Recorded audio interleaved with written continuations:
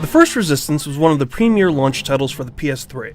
It acted as a huge departure for Insomniac Studios, an already acclaimed developer known for cute and cartoony mascots. Fall of Man was a fight for humanity's survival set in a bleak world overrun by the merciless Chimera. And it was outstanding. Resistance 2 picks up right where the first ends, and you can immediately tell the difference. This game is larger in scope in every way. Whereas the first game mainly took place in not-so-jolly old England, the sequel is a larger conflict raging across the USA. Even when you start in Iceland, you then skip to cities around the United States like nobody's business. This really drives home the fact that this is a bigger, more cataclysmic war, since the US is the last remaining free area in the world, and the scope that was hinted at before is fully realized in this game. Each level has a moment in which your jaw will literally drop, be it crazy bosses that take up the entire screen, or vistas of rampant destruction. The ambition is amazing. This also extends to the gameplay itself. It's not uncommon for you to fight hordes and hordes of enemies at one time, or to take part in large-scale fights with lots of allies. Somehow, Insomniac managed to fit all of this on screen with a solid frame rate, which is just incredible.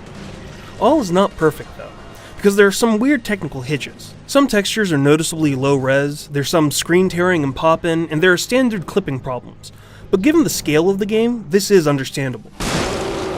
The game is the continuation of Nathan Hale's story arc, and hence it's very Hale-centric. Hale finds himself with other soldiers who have been augmented with Chimera strains and joins the secret agency of Sentinels to continue the war. The story is pretty good overall, but I do have some issues with it. For one, there's no narrator like Rachel from the first game. She really tied that story together, and the sequel doesn't have the same cohesiveness. Character motivations aren't clearly explained sometimes, and the ending, well, let's just say that it ends. Lots of questions are brought up and left unanswered, so until a hypothetical Resistance 3 comes around, some people may be left scratching their heads. Can you hear them? It is beautiful. With that said, the game is as fun as ever. New weapons like the Magnum with exploding bullets are pretty sweet, and old favorites like the Bullseye are comforting to hold again. This is good because the enemy AI is pretty ruthless. You'll get a good challenge from the game, especially with the multiple difficulties. Although even more amazing is that your NPC buddies are equally as smart. They don't just wait around to be killed like most NPCs of the world did. They return fire and even take out some enemies for you. So the single player is good and probably about what you'd expect. However, the multiplayer is probably some of the best I've ever played, and I'm pretty picky about my multiplayer games. First off, there's a co-op mode that you can play with up to 8 buddies. This is not just a rehash of the single player. These are side missions that run parallel with the main story and have their own set of objectives. The idea is to show you the war from a different angle, that it's not just Nathan fighting this war by himself. The system is very slick. There are 3 classes, Soldier, Spec Ops, and Medic, that can gain levels and unlock class-specific perks called Berserk Powers. These perks are things like reducing damage for a minute, or projecting an energy ring that regenerates health for your squad mates. However, the real fun of this mode is just how dynamic it is. You could be given an objective, and based on how well you succeed, the game might throw more enemies at you for a similar objective. It will also scale based on the levels in your party and the number of players in the game, so the game is always evolving. You'll definitely have to play as a team to get through this mode.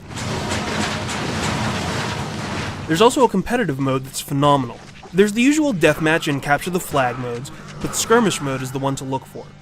First of all, there can be up to 60 guys on one map at any time, and there was no noticeable lag in our playtimes. We don't know what black magic Insomniac used, but it's pretty ridiculous that it works as well as it does. Skirmish mode is objective-based like co-op, and these goals are also dynamic. Your squad of 5 players will be given commands like protecting a base, grabbing a node, or eliminating a priority target, and rival squads will be assigned to stop you. The emphasis on squad play is great, and it really focuses this action. As the timer counts down in a round, the objectives will gradually funnel everyone to the middle of a map where a hectic firefight will break out for total domination. It's smart, organized, and most of all, it's a lot of fun. Resistance 2 is worth it for the multiplayer itself, but the fact that you're also given a rather epic single-player game is also remarkable.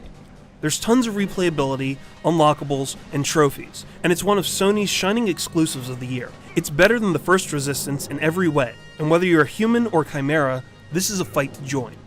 For the full written review, head over to IGN.com.